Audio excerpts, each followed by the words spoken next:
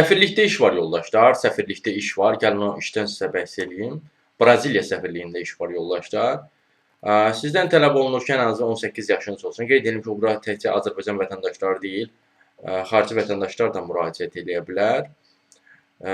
Tələb olunur ki, sizdən Microsoft Office proqramlarını biləsiniz, PDF alətlərindən istifadə etməyi biləsiniz, Azərbaycan dilini və ingilis dilini əla biləsiniz yoldaşlar. Heç olmasa C1 səviyyəsində biləsiniz.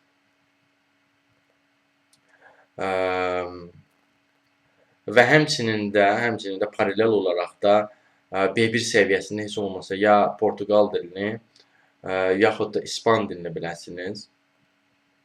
Yəni, bunlar bilməlisiniz, yazı və danışıq bacarığınız olmalıdır.